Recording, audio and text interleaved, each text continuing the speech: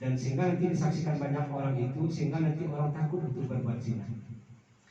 Lalu ada dua sahabat pendapat. Sahabat satu yang lain, satu kubu mengatakan bahwa Ma'is bin Malik calon penghuni neraka. Sahabat yang lain sebagian besar berkata Ma'is bin Malik itu penghuni surga karena dia telah bertobat. Maka hal ini dibiarkan begitu saja oleh Rasulullah SAW beberapa hari karena wahyu belum turun kepada beliau. Maka Abu Hurairah radhiyallahu yang meriwayatkan riwayat ini 2 atau 3 hari beliau lupa harinya. Maka ketika wahyu turun kepada Nabi Muhammad SAW, maka disampaikan kepada para sahabatnya, apa kata Rasulullah SAW? Ketahuilah sesungguhnya tobat Ma'is bin Malik telah diterima oleh Allah, dosa-dosanya telah diampuni, dan dia salah satu calon penghuni, salah satu penghuni surga. Kalaulah nanti kalian diberikan izin untuk mintakan syafaat kepada Ma'is bin Malik, maka semua orang yang ada di Madinah ini akan mampu diberikan syafaat oleh Ma'is bin Malik ini agar dosa-dosanya diampuni oleh Allah. Begitu keutamaan dari Ma'is bin Malik dengan taubatnya. Nah, Bapak Ibu, ini penyesalan yang pertama. Artinya, selagi nikmat umur, nikmat usia Allah berikan kepada kita, kita masih bisa untuk memperbaiki diri. Tapi ada penyesalan yang kedua, penyesalan yang sudah tak ada gunanya lagi. Penyesalan tak akan bisa kita mengulangi, memperbaikinya. Apa itu? Yaitu penyesalan seseorang ketika meninggalkan alam dunia ini, dia dalam keadaan bermaksiat kepada Allah Subhanahu wa Ta'ala. Maka panjang penyesalannya dan sudah tak ada guna pada waktu itu. Maka dijelaskan dalam hadis yang panjang oleh Rasulullah SAW, para pelaku maksiat, orang-orang yang suul khotimah di akhir hayatnya, maka malaikatul maut akan datang menghampirinya dengan wajah yang sangat murka, dengan mata yang menyala, tak ada rasa kasih sayang sedikit pun. Dan dia membentak calon jenazah ini dengan bentakan, ya ayatul nasul khofifah, wahai jiwa yang kotor, wahai jiwa yang menjijikkan, ukhruj, keluarlah dengan kemurkaan Allah. Maka mereka menempatkan sayap sebelah kirinya. Dalam proses sakaratul maut itu, kata Rasulullah SAW, diperlihatkan tempat kembalinya di neraka dengan bermacam-macam siksaan yang ada di situ, sehingga ruhnya meronta-ronta tak mau keluar.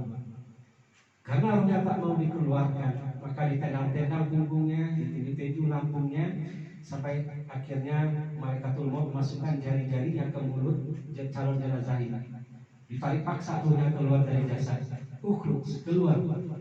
Akhirnya ruhnya keluar, matanya terbelalak, wajahnya suram, nampak ciri-ciri kalau dia suul khotimah. Langsung disambut ruhnya itu oleh malaikatul azab.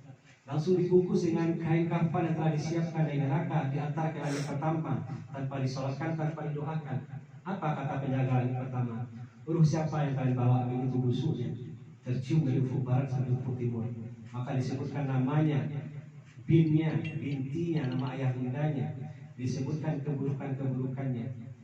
Ini dia warga Kota Padang, tak pernah sholat, durhaka ke orang tua, dia melakukan dosa ini, dosa itu, disebut semua keburukannya.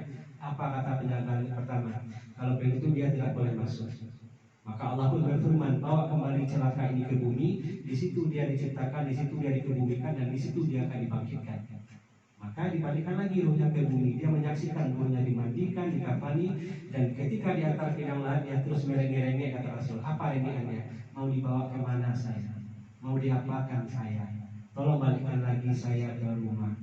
Dia terus merengek-rengek ke Allah, ya Allah, kalau seandainya diberikan kesempatan hidup lagi ya Allah, aku akan taat kepada semua perintah-perintah. Terus meminta-minta, menyesal karena menyia-nyiakan nikmat umur, nikmat usia ketika hidup di dunia. Tapi tak ada guna penyesalan waktu itu. Maka ketika ruhnya dimasukkan ke liang lahat, ditimbun dengan tanah 7 langkah orang terakhir meninggalkan kubur, ruhnya disatukan dengan jasadnya, kata Rasulullah, maka dia bisa melihat, dia bisa mendengar, dan alam kubur begitu menakutkan baginya. Maka setelah itu himpitan kubur yang menemukan tulang belulangnya. Lalu fase berikutnya mereka mengungkap nangkir lebih garang lagi, dengan mata merah menyala, tak ada rasa sayang membentaknya, mana biuka, nah ini kehidupan dunia ini. Apa kata ulama kita? Ibnu Qayyim al-Jauziyah rahimahullah. Beliau mengatakan ada 4 macam sungai, di mana ketika kita punya 3 sungai ketika hidup di dunia ini, maka pasti kita akan selamat, kita akan bahagia di dunia ini, juga akan bahagia di dari kehidupan. Jauziyah ini ialah sungai untuk membersihkan dosa-dosa kita ketika kita hidup di dunia ini. Apa 3 sungai itu? Dimana kalau kita memiliki 3 sungai ini, kita beruntung. Kita akan selalu dalam keadaan bersih. Yang pertama namanya sungai ujian. Apa itu sungai ujian, Bapak Ibu? Sungai ujian adalah sebuah sungai mata air yang sangat bersih yang Allah berikan kepada hamba-hamba beriman. Ketika mereka diuji dengan ujian bermacam persoalan kehidupan, sakit mungkin yang tak kunjung sembuh, persoalan kehidupan bertubi-tubi terus menimpanya, musibah yang terus menimpanya, tapi dia melaluinya dengan sabar. Justru bertambah-tambah ketaatannya kepada Allah, bertambah-tambah khusyuknya dan doanya kepada Allah, maka hakikatnya dia telah memiliki sungai ujian ini. Bapak Ibu, diadakanlah ujian keimanan kepada mereka untuk menggugurkan dosa-dosanya sekaligus mengangkat derajatnya. Bahkan kata Rasulullah SAW, ada orang-orang tuh yang telah Allah siapkan surga yang levelnya sangat tinggi di akhirat kelak. Surga levelnya sangat tinggi, tapi ternyata amal sholatnya belum sampai ke surga itu. Amal baca Qur'annya, amal zikirnya, amal sedekahnya belum sampai. Maka untuk menyampaikan dia ke derajat yang tinggi yang berhak dia mendapati itu, maka caranya Allah menguji dia dengan bermacam ujian persoalan kehidupan agar dia dapat level surga yang tertinggi.